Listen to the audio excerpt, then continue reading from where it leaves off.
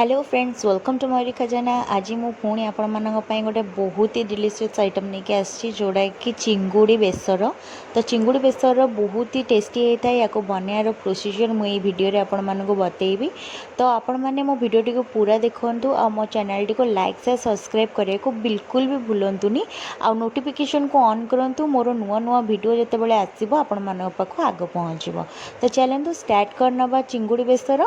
तो ये मुझे प्रथम चिंगुड़ी को भल भाव में धोई सारिकी हलदी और लुण गोलैची आउ किसी भी एक्सट्रा ये पड़ी ना, केवल हलदी और लुण ए गोलाई रखाहब।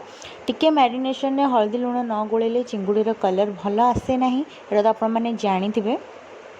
तो यहीपरी भाव में देखो मुझे चिंगुड़ी को भल भाव में मैरिनेशन कर देइछि। तो यहाँ आपण को 5 ରୁ 10 मिनट पर्यंत मैरिनेट करके रखार अच्छी तार आईसिणिया गंधटा पलाए चिंगुड़ीर। जदि आपण मैंने जानी ना तो जानी रखु। हलदी टी अधिक करके पकेबे तार आईसिणिया गंध जावाई। तो एक भल भाव में मिक्स करनवा। देखो यहीपरी भाव में मुझे मिक्स करनेली। मिक्स कलापर यार प्रोसीजर स्टार्ट करिया। तो यहाँ बहुत ही सहजरे बनी जाए और बहुत ही कम टाइम रे बन जाए। जदि आपण मैंने जानी ना तो आपण मानी ही मुझे नहीं आसी। तो चलतु स्टार्ट करिया। तो प्रथमे गैस ऑन करदे। गैस ऑन कलापर ए तेल गरम करने देदेली। तेल भल भाव में गरम है आप चिंगुड़ी को एथे पकेबे। कहीं तेल जदि गरम हो न चिंगुड़ी पकईदेवे से सब कड़े लाखीज। तो से आप ध्यान दिंतु कि आपड़ जिते तेल बहुत ही भल भाव में गरम होते आप चिंगुड़ा को एथे ऐड करने कलापर आम टे नाड़ीदबा। भल भाव में घाटी सारापर आम 10 ରୁ 15 मिनट भितर आम चिंगुड़ी भजा बहुत जल्दी हो जाए। तो ताको घाटिकी छाड़देवा। तो 10 मिनट पर देखो चिंगुड़ी बहुत ही सुंदर भाव में कलर आसीगला तार आउ टिके रेडिश कलर आसला आप जानवे चिंगुड़ी भजाटा मोर भल भाव में होगला। तेल भी आमर छाड़ी छाड़ी आसला। तो या आम बंद करके साइड करनवा। आउे आम प्रोसीजर स्टार्ट करिया। तो देखो या बंद करदेली या साइड करनेली। आ गोटे से ही कड़े टिके तेल गरम कली। तेल गरम कलापर से सोरिष ऐड कली। तो सोरिष आपण क्वांटिटी हिसाब से ऐड करेंगे। तो ये मुझे परिवा काटिकी रखीदी। ए पोई सारू आलू कटा आउ किसी भी एक्सट्रा पड़नी।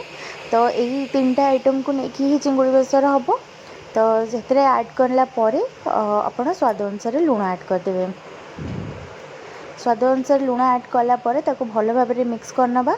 टिके हलदी ए पकईदेवे। हलदी रे कलर भी बहुत भल आसता है और हलदी तरकारी भी बहुत भल लगी है।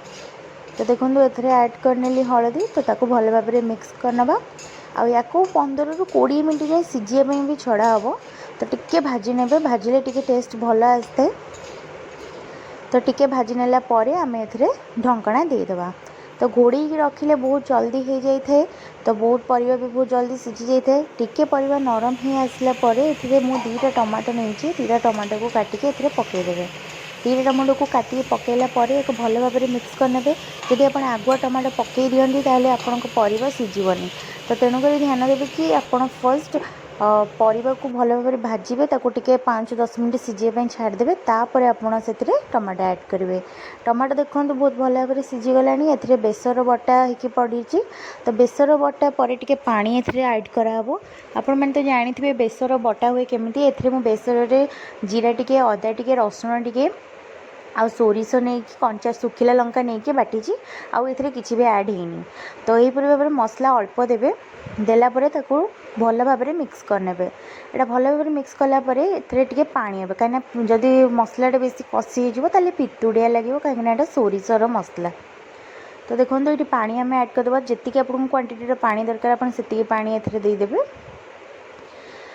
पानी दी सारापर या 15 ରୁ 20 मिनट पर्यंत फुटियार अच्छी। कहीं आपणकर पोई आलू और सारू जमी बहलिया बहलिया भाया हो आप देखिकी फुटेबे।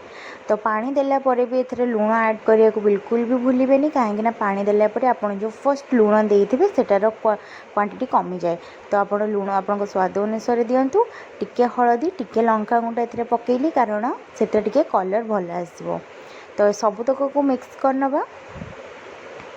मिक्स करने के ताकू ढंकना देदेवा ताकि आपणकर पानी भी फुटीज आउ सबुतक परिवा भी भल भाव में सीझी हो। देखो भल भाव में सीझी टिके बहलिया हो आसला आप जो भजा होता चिंगुड़ी थी ताकू आम एथे ऐड करनवा। यहीपरी भाव में भजा चिंगुड़ी को यही तरकारी ऐड करने ताको भल भाव में मिक्स करने ताकि आपणकर जो चिंगुड़ीर बास्नाटा ये तरकारी भितर आसीज आ देखो केते सहजरे केते सुंदर केते जल्दी ये तरकारी प्रिपरेशन हो गला। या देहरे आप भात भी खाइले बहुत ही टेस्टी लगे। जदि आप घर को किए कुणिया आसुँच तो यही भाया आइटम बन के आप खुआतु। आपन को कौ भाया आइटम आ दरकार मत जदि कमेंट सेक्शन में बतेबे ताले मुझे निश्चित नहीं आसबि। मो चैनल टी को देखि धन्यवाद। मो चैनल टी को लाइक शेयर सब्सक्राइब करने को बिल्कुल भी भूलतुनि। Thank you.